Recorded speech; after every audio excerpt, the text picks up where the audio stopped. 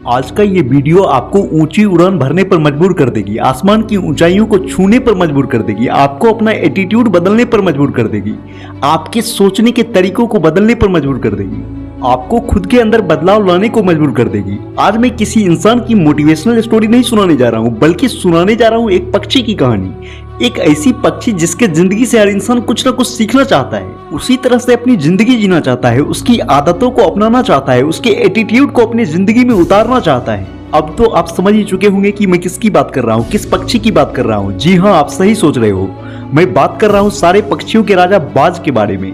दोस्तों, जिंदगी में अगर कभी एटीट्यूड रखना हो तो बाज की तरह रखना, क्योंकि आसमान में तो तोते और कौवे भी उड़ते हैं और भी बहुत सारे पक्षी उड़ते हैं, लेकिन बाज उन तोतों और कौवों का राजा होता है, उन सारे पक्षियों का राजा होता है, पूरे आसमान का राजा होता है। बाज का एटीट्यूड उन तोतों और कौवों से अलग होता है, उन सारे पक्षियों से अलग होता है जो झुंड में उड़ते हैं, और बाज कभी झुंड में नहीं उड़ते।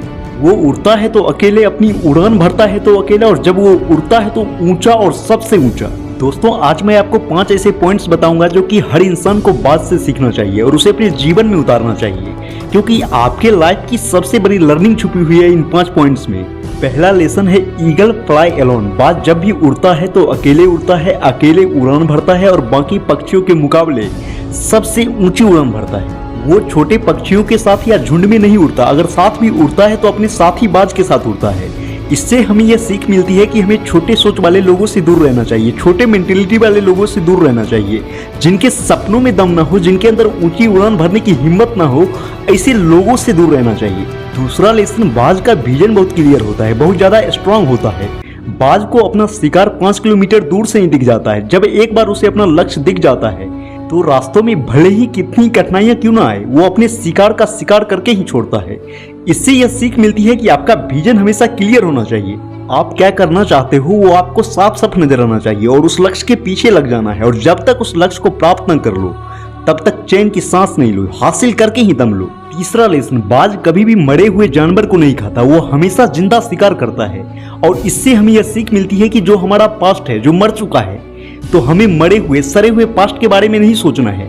आपके साथ कितना भी बुरा क्यों ना हुआ हो, आपने अपना समय कितना भी बर्बाद क्यों ना किया हो, उन सारे बातों को भुला देना है और आपको अपने आज को देखना है, अपने आने वाले फ्यूचर को देखना है, उस बाज की तरह जो कभी पीछे मुड़कर नहीं देखता। चौथा लेसन, जब आंधी तूफान आते हैं तो सारे के सारे पक्षी अपने अपने बिल में दुबक कर बैठ जाते हैं, लेकिन एक अकेला बाज उस आंधी में, उस तूफान में बाहर निकलता है और उसका मजा लेता है, और उस हवा के सहारे, उस तूफान के सहारे ऊंची उड़ान भरता है, और इतनी ऊंची उड़ान भरता है कि बादलों के ऊपर जा पहुंचता है। इससे हमें यह सीख मिलती है कि मुसीबत में मजा ढूंढो, और नेपोलियन हिल ने एक बार कहा था कि बड़ी चुनौती अपने साथ बहुत बड़ा अवसर लेकर आती है। तो उस बाज की तरह आप भी अपने अवसर को पहचानो और बड़ी से बड़ी ऊंचाइयों तक पहुंचो।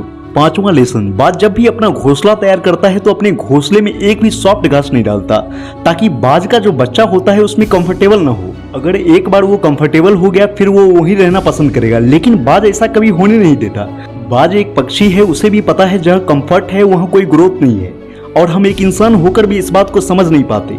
आप अभी जितने कंफर्टेबल होकर अपनी जिंदगी जियोगे, आने वाले समय में आपकी लाइफ उतनी ही अनकंफर्टेबल रहेगी। तो कंफर्ट जोन से बाहर निकलो और ऊंची उड़ान भरो।